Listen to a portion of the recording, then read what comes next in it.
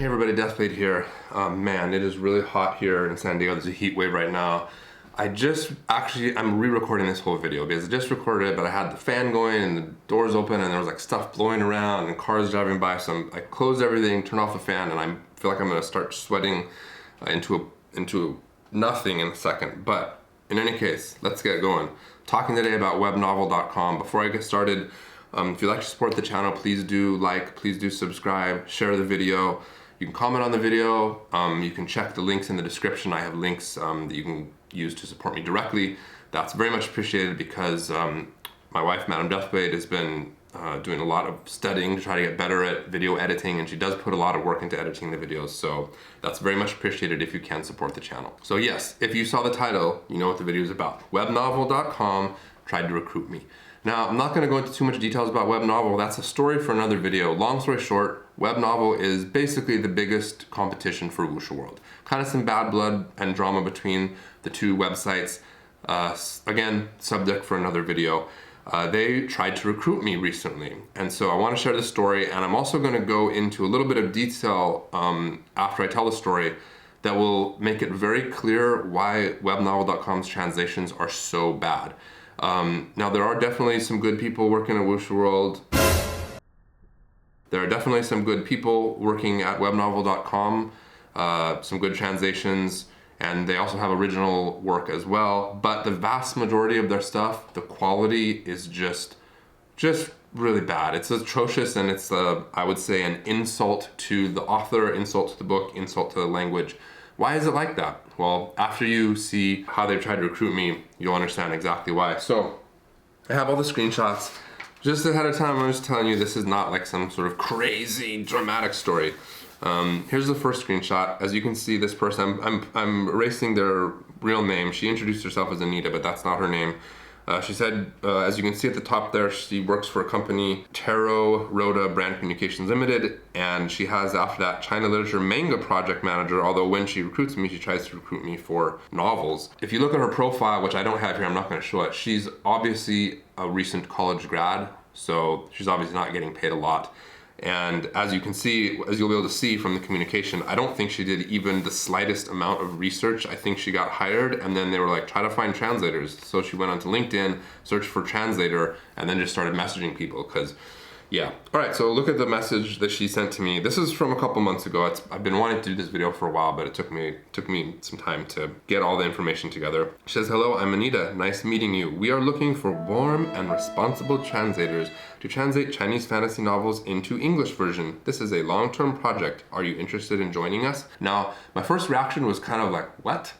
Okay, because I saw it was China Literature, and so I'm thinking, does she know who I am and is reaching out to me based on my reputation, or was it just like I mentioned before, just randomly going and asking people? Obviously, it was the latter. I wanted to get to the bottom of it, so I said, I guess you're not aware of the situation between China Literature and Wuxiaworld, and you must not know that I am one of the original and most loyal Wuxiaworld translators. Originally, I'm thinking, whoa, are they gonna like try to steal me from Wuxiaworld? Nope, they're not. Took her a while to respond, and when she did, she said, you mean the webnovel.com? China Literature now is our company's client. We are in changing of managing, I think she means charge, we are in charge of managing some of the international translators for the translation project. Sorry to disturb you. If you want to translate novels of some other genres, you could contact me. Again, I'm like, what is she talking about? Here's the genres they do on webnovel.com.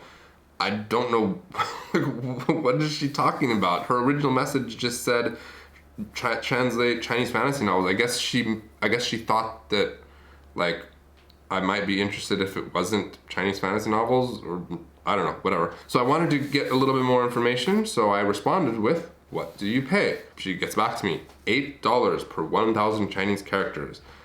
And I went on to say, and this is not true, but I wanted to see how she would respond. I said, I have a friend with no experience, but who is really interested in translating. Do you hire entry-level translators? And if so, how much do you pay them? Her response, translators who want to join the project need to pass our test. Firstly, the rate will be the same for the whole translators. I think the translation of that is, all translators get the same rate, apparently. That was my recruitment. That was how webnovel.com tried to recruit me, obviously through a recruiting agency. Nothing too dramatic, but let's look at this offer of hers. She says $8 per 1,000 Chinese characters.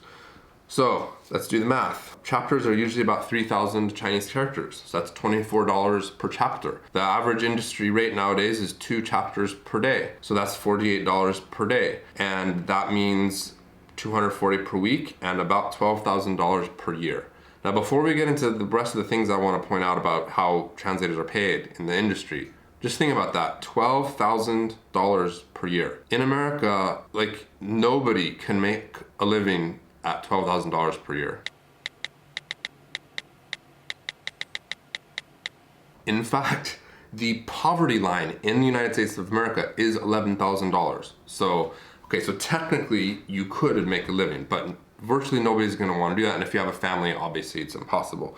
Now, of course, you could increase that number of chapters per day.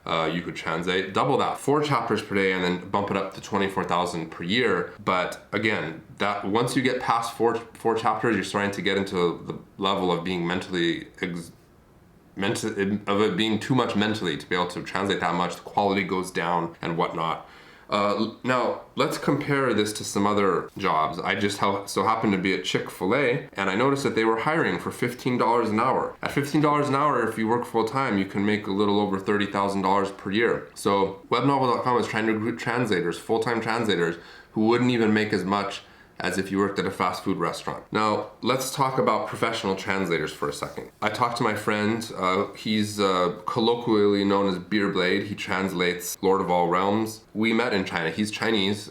We lived in the same city, and we're friends for many years and still are friends. I had moved back to the United States. He is a little bit more plugged into the translation community. He did translating work before coming to Wuxiaworld, and then in his research before joining Wuxiaworld, he did a lot of asking around and whatnot.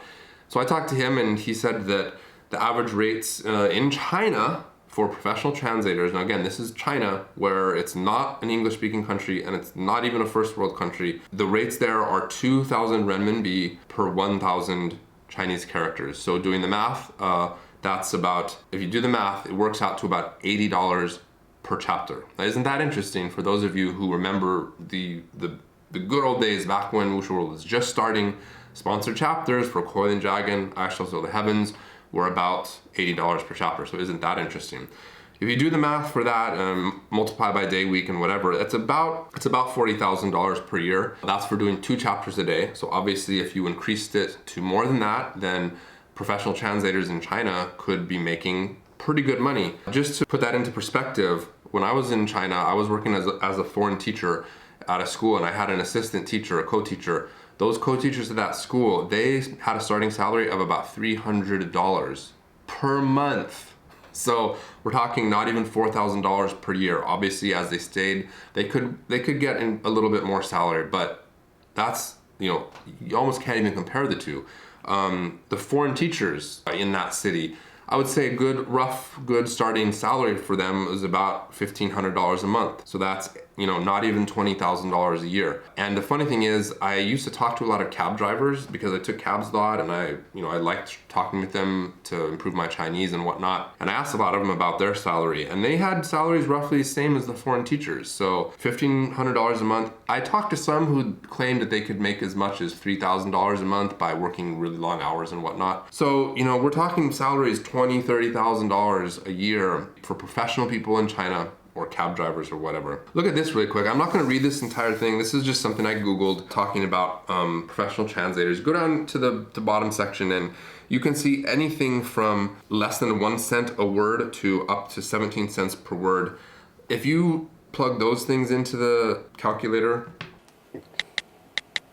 it changes everything. Like, for example, let's just say we did 10 cents per word as a professional translator. That would be $200 per chapter. So, okay, I think you get what my point is here. Webnovel.com tried to recruit me. They didn't have any idea who I was. They're offering so little money that no professional translator, no experienced translator in an English-speaking country or in China would possibly consider working for them. It doesn't make any sense. They pay like crap, essentially. And so where are they getting their translators? They're outsourcing. They're getting translation houses in places where there are no native English speakers, and probably people have pretty bad Chinese.